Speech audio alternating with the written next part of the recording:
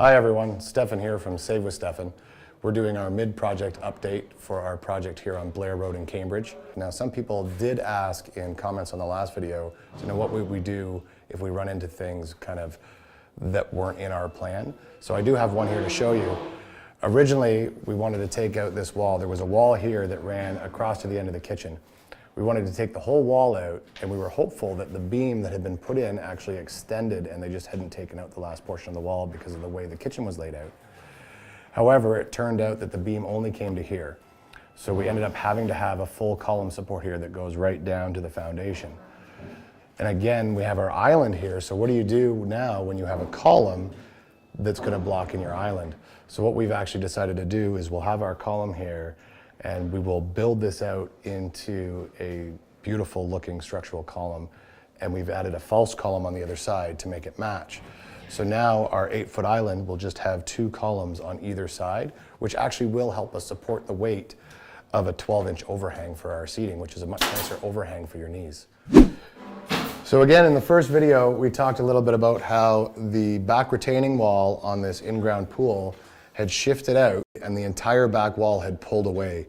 So what we ended up having to do was retie that wall to the 3 other walls, bring in an aerial crane to pour the concrete over top of the house and tie everything back together to make it stable again. At this point, that's all done, and we've put the fence back in. The reason why this wall had pulled away in the first place, the person who originally put in this concrete work didn't tie the corners, and they didn't have very good drainage for water coming off of the pool.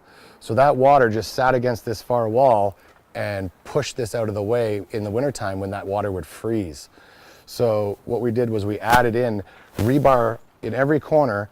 There's a full rebar mesh mat underneath this concrete now with a 3-foot wide by 3-foot deep grade beam running all the way across the front of this pool. So what that does is it locks all of these walls together. So at this point, the only way that back wall can shift now is actually to pull the entire ground with it all the way down. So it would have to shift everything, which isn't going to happen. So now we know this is safe. This is 100% okay for people when they buy this. You never want to save money with something that is going to be a liability or could hurt somebody who's going to buy the house from you.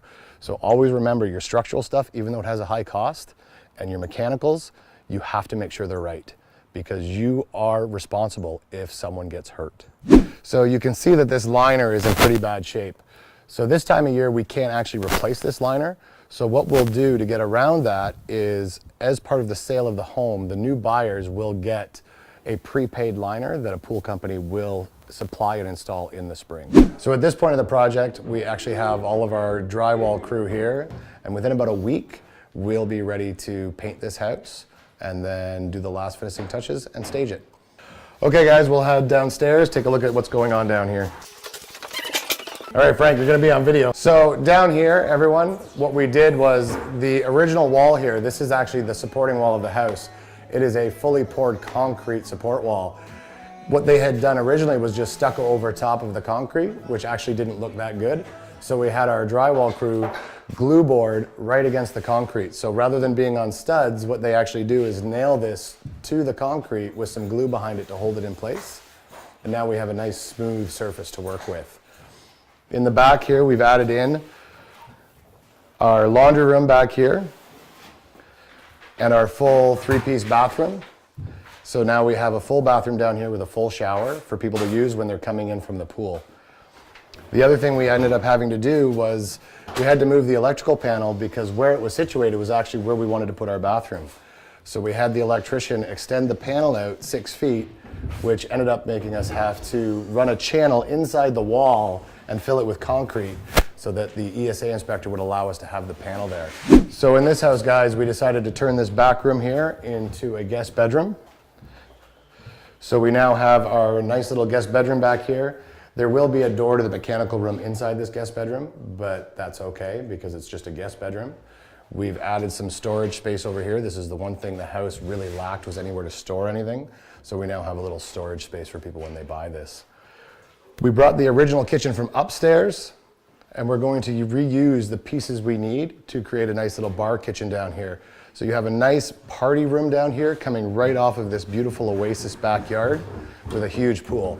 So when you want to have guests over and have a big party, you've got all the room you need. All right, so thanks for coming around with us again for this mid-project update. We'll do another one of these when we're done, and you'll see the final project and the final finishes that we end up with. This house is going to be stunning. This will be one of our nicer projects, and I'm really excited to see how it's done, and I'm excited to see how well it does on the market. So I'll talk to you guys soon, and remember, if you want to do this, if you want to learn how to do this or learn where to get the money from to do this, feel free to give me a call. I will help you get started in doing this for yourself. Thanks a lot. Talk to you soon.